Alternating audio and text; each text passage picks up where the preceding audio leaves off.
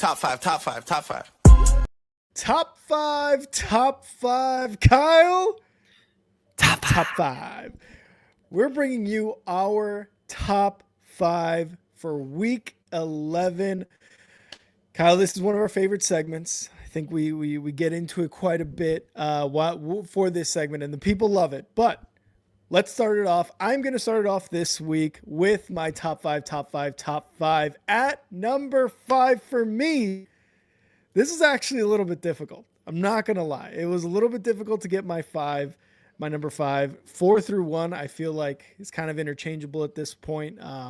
But at number 5 for me, I've got the Pittsburgh Steelers. The Pittsburgh Steelers are my number 5. And that's a fair reaction. I think that's a fair reaction. Now they're 7-2 right now. They're 7-2. They just came off a close win against the Commanders, but Russ is 3-0.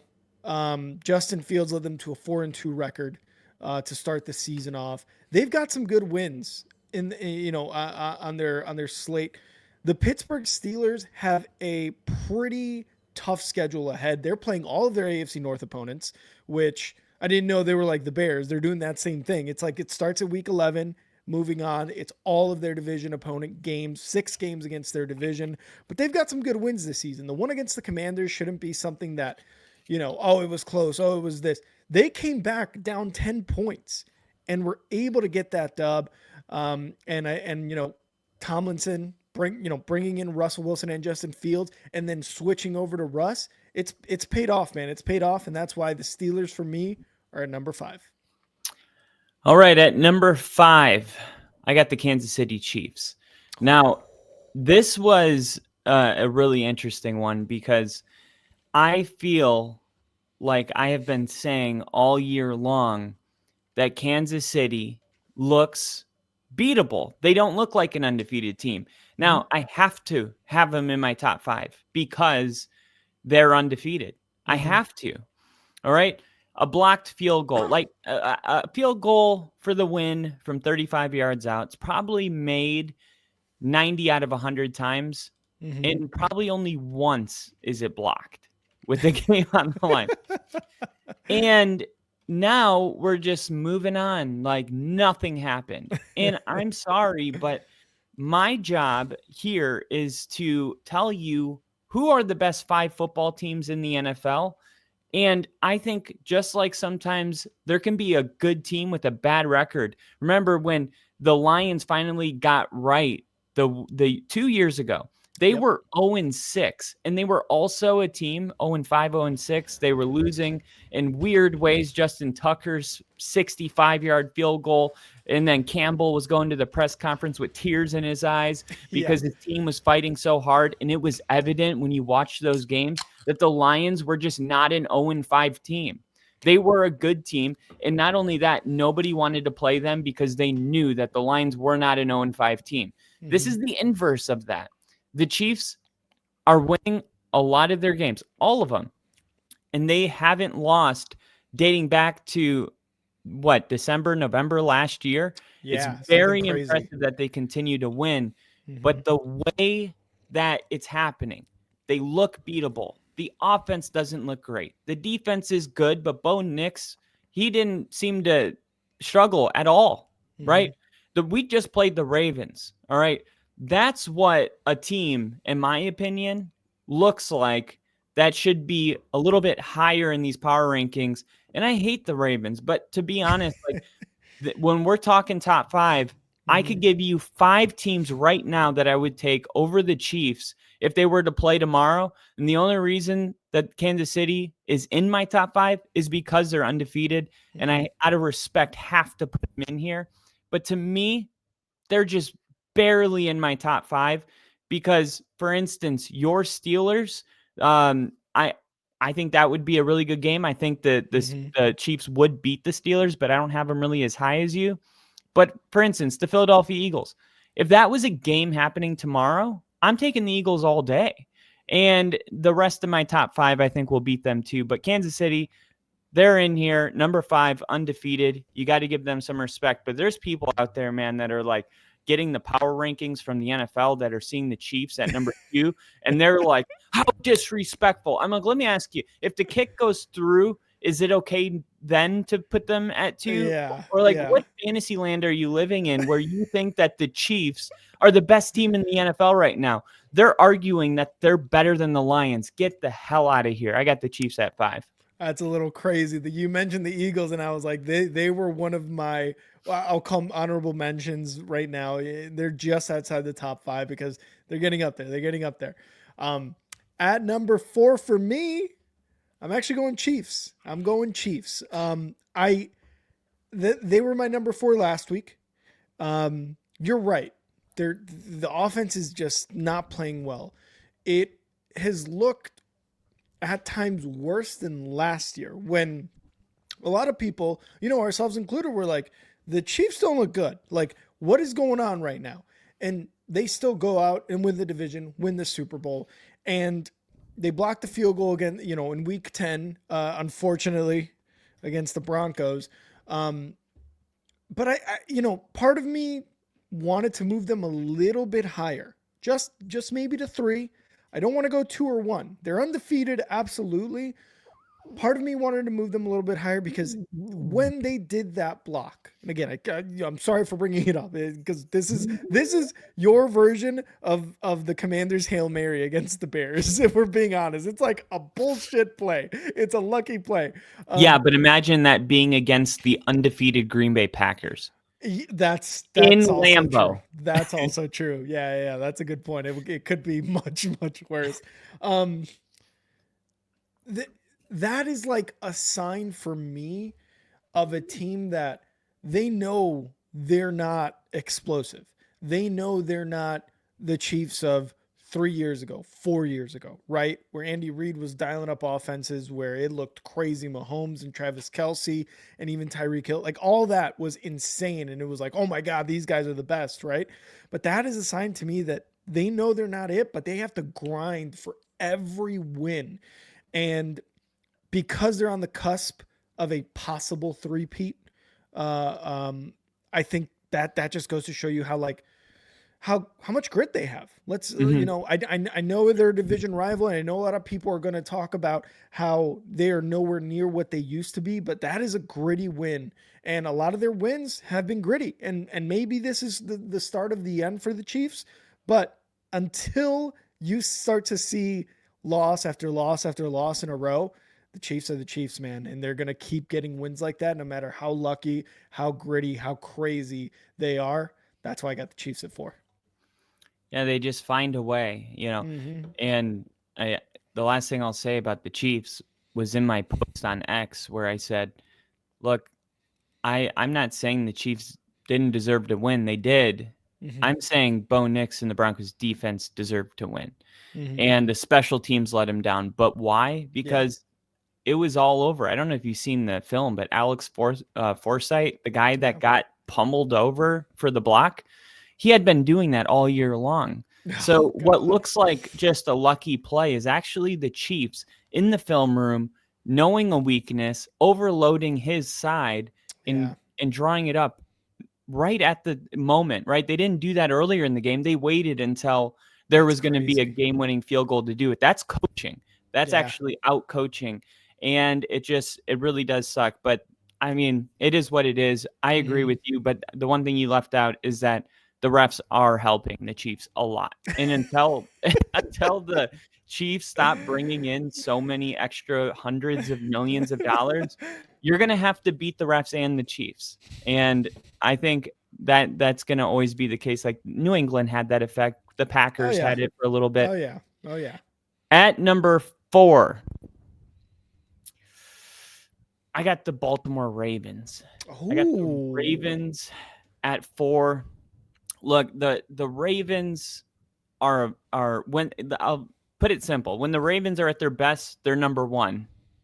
But they have this on week, off week kind of thing. And it's not just this year, although it's happening a lot kind of this year. They did start 0-2. Last year, it was kind of the same thing. Like they would lose a game and then they would embarrass the Lions in Baltimore. And then they have this game with Cincinnati All right. And now Joe Burrow became the first quarterback in NFL history to throw for 9 touchdown passes in the 2 games that he played against a division rival or any opponent. It has to be a divisional opponent because that's the only Yeah. guy you play twice. Joe Burrow is the first quarterback ever to throw 9 touchdown passes in a 2-game series and lose both of them.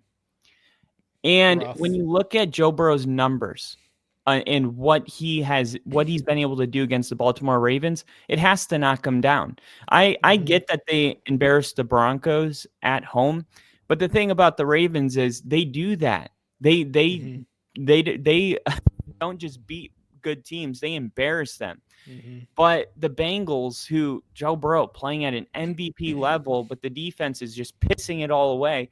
They're just a 2-win team, at the moment, and they Yeah. haven't been able to figure it out. And the Ravens, the game was about to go to overtime. They went for 2, didn't get it, so the Ravens won that way. But the Ravens, the people will get like too high on the Ravens, and then they'll get too low on the Ravens. I'm going to just stay right where I think they are. I think they're at 4 for me, but like if they do happen to play their best football, they're a juggernaut and they're unbeatable and they're at 1. But the fact that that's not every Sunday is a 4 for me. And plus the 32nd ranked passing defense. Like I said, I'm not going to put anyone at number 1 or number 2 that is the bottom of the league in any category, because that means that you have a weakness that can be exploited and game planned for. And I need to see the Ravens clean up the defensive side of the ball. Offensively, they're great, but as far as passing too, who's that guy that's going to step up? Because Zay Flowers, man, he against the Broncos had this breakout game, and then on Thursday night, all of a sudden, he's got like 1 catch, 2 catches. They trade for Deontay Johnson. He barely saw the field. Offensively, it's also kind of inconsistent with what they do. Sometimes they're a passing team, and sometimes Zay Flowers is nowhere to be found. I don't know. It's just, I don't feel like I'm getting the same thing every single week. I almost feel like there's a little bit of what Ravens are we going to see this week? And we know it's going to be a good team. We just don't know if it's going to be a great team. Yeah, no, I agree. On some points, it's the defense that has just been like letting that Ravens team down. Similar to kind of what you were saying about the Bengals, right? It's like Joe Burrow's playing MVP. Jamar Chase has like 3 touchdowns, 4 touchdowns. But Joe Burrow is throwing for 5, but the defense shit the bed again, and it's kind of happening for the Ravens, and that's why they brought in who did they bring in? They brought in a secondary guy or a linebacker, somebody. They brought in somebody on the defense during the free agency, and they're trying to get that defense in lockstep with the offense. At number 3, I've got the Buffalo Bills. Got the Buffalo Bills at 3. They're 8-2 currently. Yep, 8-2. Now, I would want to put them a little bit higher, and I'm going to go with something that I do not like to usually use in terms of like a reason, and that is who they've played so far this year. They had a really good week 1 win against Arizona, 34-28. Arizona really scrappy in that week 1 game, and what the Cardinals have been able to do later into this year, recently going on a 3-game win streak, 4-game win streak, whatever it is, and Kyler kind of playing it at a really good level, gives that win a little bit more of a boost now. Week 2 was Miami, then it was Jacksonville. They lost against Baltimore and then Houston, so it was 2 losses in a row. Then it was the Jets, Titans, Seahawks, Miami, and then the Colts. Not a lot of great wins, but the reason they're on here, not only because of their record, but Josh Allen is playing really well with the weapons that were kind of just like, hey, there you go, make something out of what we gave you, right? And the defense too, of course, has kind of held their own. But again, like, what's the schedule telling us? And the reason I say I don't like using this excuse is because you and I have talked about it all the time. You play who you play in the schedule. There's no way around it. There's no, you could get flexed. You can go from Sunday night to first slate on Sunday or Monday night. game. But other than that, you play your opponents. Your division is who they are. The opponents you play is who you are based on where you ranked last year. So that's the only reason I'm putting them at 3 and not anywhere higher. And I think that's a good spot for them. They're making something out of basically what they have. I don't want to say nothing because Keon Coleman, Shakur, Dalton Kincaid, these guys on the offense aren't nothing. They're something. They're not great with Stephon Diggs or kind of what they used to be when a lot of the guys were producing at a higher level. But you could kind of tell during preseason what the feeling was in Buffalo, and it was like, oh man, we might have a tough time. They're taking that tough time preseason feeling and turning it into 8 wins. Yeah, I have the Bills at 3-2, but I kind of got a different story than the one you're going with. I do actually. I take all those points that you make, and I'll even validate them. But this is the side that I'm going to go with. The Bills went into Seattle and they embarrassed the Seahawks. Okay, so I always say it's one thing to look at. Okay, you got to win, you got to win, you got to win, you got to win. It doesn't matter. At some point, if you win 5 games in a row, you have to be a good team or wildly lucky. And we can absolutely say that the Bills haven't been winning from luck. Denver winning 5 in a row last year, that's what it looks like when you string 5 in a row with a lot of luck on your side and a tremendous amount of turnovers. What the Buffalo Bills are doing is actually something that they can repeat. It's repeatable, and they're showing it because they continue to do it. Now, Josh Allen, he's coming off of not so great of a game against the Colts, and I think that's going to kind of lower everything for the moment.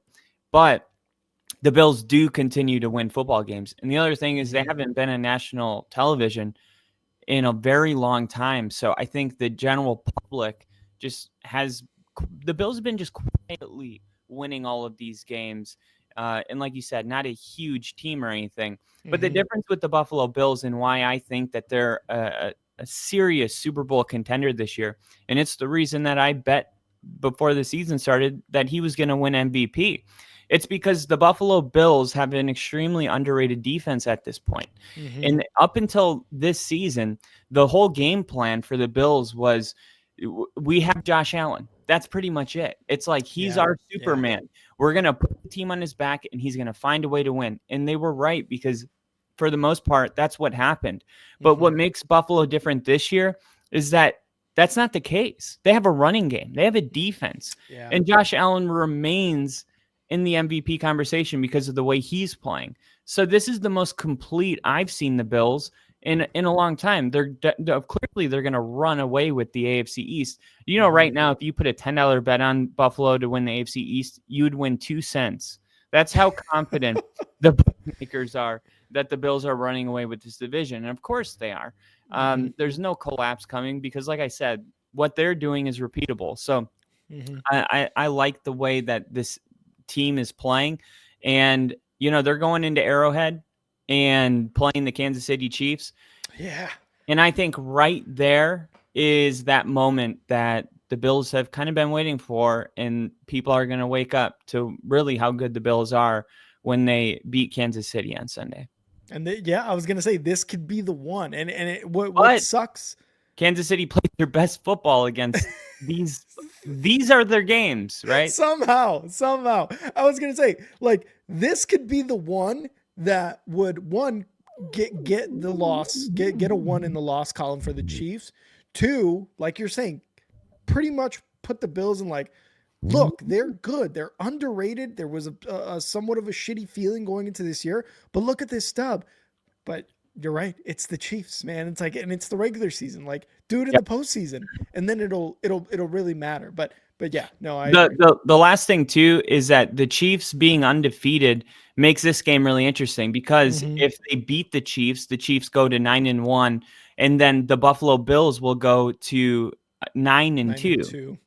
And then week 18, the Broncos played the Chiefs in Denver. We thought that they're probably going to be resting all their starters, but that could be a game where if Kansas City loses and the Buffalo Bills win out, the Bills would have the tiebreaker over the Chiefs. Yep. And down the road, you just know that this is going to have playoff seeding implications. Oh, yeah. This game's going to be important. And I wouldn't say Kansas City's like a certified number 1 seed. Buffalo's only got 2 losses. So No, 100%. I didn't even think of that, but you are very, very correct. At number 2, Kyle's going to hate me, but I've got the Baltimore Ravens. I know you said like, which Ravens are we getting? We're getting the Ravens who could run the ball and at some games pass the ball to Zay Flowers. Tell me how I know Zay Flowers disappears some games. Tell me how I know. Or which, either way, the constant is that the defense isn't going to be great. That's the constant with the Ravens. And it's usually, at least the last few years, has been kind of the opposite. It's like the defense is killing it. And it's Lamar Jackson where he's got issues. It's the passing game. It's, do we run the ball with our 3 running backs that we use first, second, third down? Or do we try to let Lamar do what he does and throw the ball? It's been the opposite this year. He has been killing it through the air. He has been killing it on the ground. And, a lot of credit to Derrick Henry. Rashad Bateman has had really good games. Zay Flowers has had really good games. Mark Andrews finally reappeared after hibernation for so long. A lot of people were criticizing him last year, right? It was just like, where the fuck is Mark Andrews? But it's kind of the opposite. And I know you're saying which one are we going to get? And it's a fair point. Are we going to get Derrick Henry, Lamar Jackson rushing for 300 yards total? Or are we going to get a Zay Flower game where he gets 7 receptions for 150 yards, no touchdowns, but it's an air raid type of offense. Again, the only constant is the defense is constantly letting up so many points, so many yards, which leads to Lamar Jackson having to kind of come up, play to a much, much higher level in those sorts of games.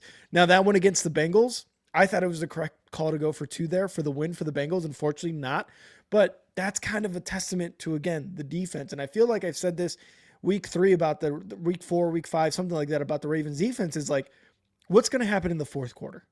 Because whatever happens in the fourth quarter, they're either going to win it or going to lose it in the fourth quarter because they just give up so much either in the fourth quarter or the second half in total. I have to go back to these games to look at it. But yeah, man, it's the defense has been letting the Ravens down and really putting a lot of these games a lot closer than you'd like. But they were able to come away with a win against the Bengals. Their defense came up with a stop there at the 2-point conversion. And they're at the top of the AFC, or actually not at the top of the AFC North. I think they're second right now in the AFC North to the Steelers. But if you were to ask me if they were to play tomorrow, which they play later this week, they play week 11, I'm probably going to take the Ravens to take that dub. Yeah, I mean, I think Baltimore's better than the Steelers, but the Mike Tomlin as an underdog on the road, and you love Jim it. Harbaugh as a favorite at home, both sides favor the Steelers, as weird as it sounds, but we'll see what happens. You have number 5, number 4, number 3, and number 2, all AFC teams. Correct. I'm going to put an NFC team here at number 2. And the Broncos. My top 5 is always going to have a little splash of a surprise. And I'll always say, there are things that happen in the NFL. And I think generally the public is late to the party on everything. Now, there's one thing going on that I teased earlier. The number 2 team right now is the Philadelphia Eagles. Oh, yes. The Philadelphia Eagles. And love it. I mentioned this in the offseason when they had the draft that they had. Mm-hmm. Okay. They had one of the best drafts I've seen in a long time. Yeah. And definitely one of my favorites this year. The 49ers had a pretty good draft too, but Cooper DeJean was probably the top 1 or 2 corner in this draft. And then they turned around. Well, on all of the cornerback rankings, that was like Caleb Williams was 1. Cooper DeJean was 1 on most of them. I used draft buzz and that, but regardless, he was definitely a bona fide number 1 first round pick. And then they turn around and they drafted another corner who was the third best corner in this year's draft. And I'm like, how are they getting away with this? And then they trade for Saquon Barkley. And it's like, Yeah. oh my gosh, the Eagles are going to be so good. And then they brought in Vic Fangio. And I said, this is a Super Bowl. This is an NFC championship type of team. But a lot of new pieces and a brand new coach. It was going to take time to get going. It was always going to take some time. But let's revisit. Here we are going into week 11. The Eagles are 7-2. They just stomped a mud hole in the Cowboys, who, yeah, they didn't have Dak Prescott. But guess what? Yeah. Cooper Rush has come in the past and won 4 or 5 in a row for the Cowboys. The Eagles, they played so well defensively that Trey Lance entered the game. Not only that, the Eagles' defense is so good right now when it comes to taking the football over. In their last 3 games, Rick, they forced 10 turnovers. Oh, wow. That's the highest for the Eagles since 2009. This is one of those moments in the NFL season where something has shifted and the public will catch on. It'll probably be week 13 when they do, because guess what? Your number 2 and my number 2 in 2 weeks are playing each other. The Ravens will play the Philadelphia Eagles, and I think that's the moment where everybody is going to have the Eagles at 2. I'm ahead of the curve. The Eagles are going to win that game. They're going to win a lot of their games because they are just now playing their best football. And anybody that wins the Super Bowl, they have one thing in common. You have to be playing your best football in November. And there's only a couple football teams that I can honestly say are improving at this point in the season. As good as Detroit is, are they improving every week? I don't think so, but they're so good that they just need to stay where they're at. Yeah. So there's only 1 or 2 teams that are that good where they just need to stay at the level they're at. The teams like the Chiefs that aren't improving, I don't think they're so good that they just need to stay where they're at. Now, the teams that are improving, those are the Chargers. Those are the Eagles. Those are the Steelers. Yep. These are the teams that are getting better at the right time. And I think the Eagles are the best of the teams that are getting hot at the right time. And Vic Fangio and this defense is only going to get better. And we know what Jalen Hurts looks like in a Super Bowl. He looks great. And Jalen Hurts still hasn't really been what he was in that year. But I think this offense has a kind of different identity because Saquon Barkley's on the team. If they can play great defense with the best running back in the NFL or the second best, I'm very confident that Jalen Hurts can finish the job. Yeah, and you know, you mentioned Cooper DeJean, Quinyon Mitchell on the other side there, cornerback. Quinyon Mitchell. Yeah, that's what I was thinking. They're just so good for being rookies. Like, Eagles fans love it, right? And that's a tough thing in my mind to kind of sell to your fans, is like, we got 2 rookie corners. But when they're like the top in their position coming out of college, and then they go and show this in week 10 and week 9 and 8 and 7, you're like, thank God. That's one of those moments where you're like, this is why I'm not a GM. This is why I'm not a coach. And I would have done it. Yeah. And that's fair, right? Now, you and I have both experienced Vic Fangio. Defense is crucial, and it is just, it makes such an impression on the teams that you play when you have Vic Fangio there, you know, kind of heading that defense, that having those 2 guys at corner while you're rushing the quarterback, while you're getting pressure, man, it just makes it easier for you to get the offense back on the field and give the defense a rest. So me and you have experience with Fangio. And the thing nobody's talking about is that Nick Sirianni is a bad coach, and the Eagles are winning in spite of Nick Sirianni. But guess what? Vic Fangio has head coaching experience. You think that helps when you have a bad head coach? Absolutely. That is what they didn't have last year. Vic Fangio is the secret ingredient to the Eagles' success. He's really the one, like you're saying, like turning it around or making it that much better. All right, Kyle, on 3, we're going to give our number 1. 1, 2, 3, Lions. The Detroit Lions are both of our number 1s. You can see it on the ticker down there. All of our top 5 going into week 11. The Lions had a gritty win. We want to talk about gritty wins, right? I was talking about the Chiefs. The Lions are grit. They are grit. They have been grit ever since people laid eyes on them on Hard Knocks, that one season with Dan Campbell.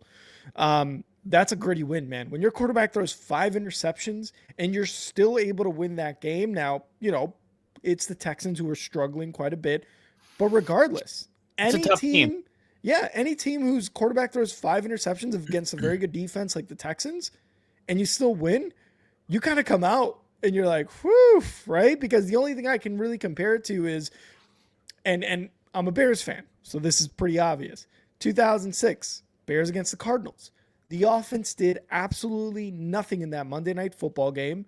It was 2 defensive touchdowns, a return by Devin Hester, a field goal, and a missed field goal by, I believe it was Akers, the kicker for Arizona that game on Monday Night Football. And the Bears came back. 0 offense. The only offense was a field goal. So for the Detroit Lions to do this, by the way, the Bears ended up in the Super Bowl that year. Don't ask me how it ended up. But for the Lions to be able to do this, that is grit, man. That is grit. Jared Goff has been amazing almost his entire time in Detroit. And he has a very, very awful game. And yet his defense and the rest of his team picks him up and is like, hey, bro, you're good. You're good. And they end up with the dub. Yeah, that's what great teams do. They win those type of games. And I actually got called into work. I was streaming this game. In the fourth quarter, I think they were down 10. And the last thing I said on the stream was the Lions are going to win this game. Somebody asked me in the comments if I changed my mind on my prediction. And I was like, no, the Lions are good enough. This is what they do. Go. And I can tell you with complete honesty, there wasn't even a little part of me that was surprised when they won. Yeah. Not even a little, because it was like, yeah, it's what they're going to do. If you're going to beat the Lions, you have to score in the second half. And not to make this about the Texans, but they're in control of the AFC South. They're going to win their division. Even if they don't win the division, there are 6-4 teams, so they're competing with the other wild card spots. The thing about them is they haven't scored a second half touchdown since week 6. Whew. We're going into week 11. Like, you just can't have that. Now, first half, they're doing okay in the first half, but I don't know what's going on in the second half. They got to figure out how to close these games. And the Lions, I'm sure they recognize that, yeah, we're going to play teams that aren't having this unique struggle. Where if the Lions were playing any of these other teams in the top 5, I don't think they shut them out in the second half. Yeah. The Lions, though, I really think this is the kind of game that makes them better, because anytime, this is a coach's dream, right? A win you can learn from. This is a coach's dream. So the Lions this is going to be a humbling game. Jared Goff gets it out of the way. I don't know if you heard about the stat that came out where Jared Goff he's like undefeated in games where he's thrown 4 or 5 interceptions. What the fuck? Yeah, and then Pat McAfee went on and Aaron Rodgers was talking about it, and then it turned out that stat was completely false. Some guy fabricated by a fake Adam Schefter account. Yeah, some fan just made it up, and then it just like went all the way to ESPN. So yeah, fact checking is kind of important, but yeah. Regardless, the Lions, and until they show me otherwise, they're clearly the best team in the NFL. I don't think it's close, because they have the league's best point differential as well. They're plus 113 on the season. It's insane. That is absolutely insane. That doesn't mean that they're just winning. It means they're dominating teams, and they're not dominating teams on one side of the ball. They're dominating teams on both sides of the ball. They're the 49ers of last year. They're doing, right now, the path to the Super Bowl is going through Detroit. And that is important, because we know that Jared Goff is a better quarterback in a dome.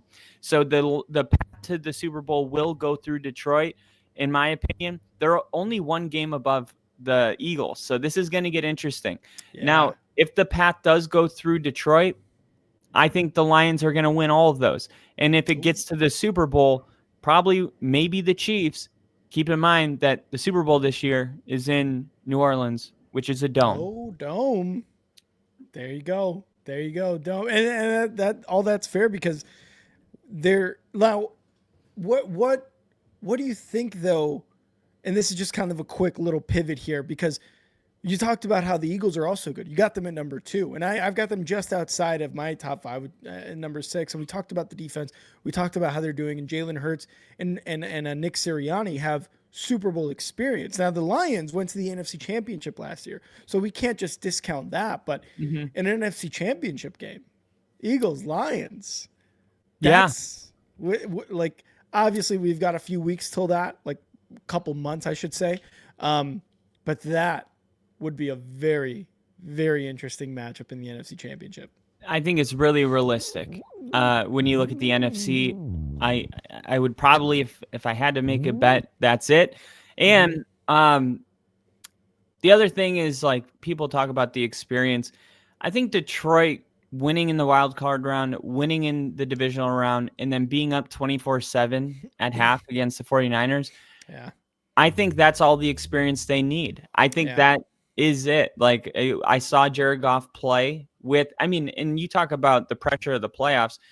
Let's put that aside and talk about the pressure of a franchise that hasn't won a playoff game in 30 years. And Jared Goff looked great in those games. He did not look like he would the moment, and he's been to a Super Bowl with the Rams. I was just going to say, he's been to the Super Bowl. So, I trust this team all the way. I trust Dan Campbell. I don't care if people don't like his decisions to go for it once in a while. I do. And I think if you're going to live by the sword, you got to die by the sword. Yeah. At least they have an identity, and they're not just making it up as they go. They know who they are, and probably they're in a position now where they're so good that they don't have to make a lot of those fourth down calls because they don't get to fourth down. They convert on second down. Yeah. They're just that much better this year. It'll be interesting to see. But for the Eagles, the one thing that's kind of going against them is that they have a lot of new players. They lost Jason Kelce. Their head coach is kind of sus. And then Vic Fangio implementing a new system. I'm interested to see how the Eagles finish this year. And maybe because the Lions, the continuity is all there. You got this team that's been really just kind of building all together it feels like it's all been building up for this moment, where the Eagles feels like they had the moment, and then last year they fell off, and now they're building back up. It'll just really depend on how the Eagles close this season, if I think they have a chance. Yeah, no, I love it. And the Lions, we talked about what Dan Campbell said last year after they lost in the NFC Championship. He gave them a reality check. This is difficult to get to. He told them that. This is hard to get to the NFC Championship. It's hard to get to the Super Bowl. It's hard to win the Super Bowl. And his team is like taking that and being like, we're going back there. We're going back there, coach. And that's exactly what the trajectory that they're on. Yeah, and Bears fans should be cheering I know that Bears fans don't want to cheer for, a divisional rival. But if you guys really want Ben Johnson to be your next head coach, it's only going to happen if the Lions win the Super Bowl. So you might as well just buy in and just go all the way with this thing, because that's what it's going to take. It seems like teams to cheer for.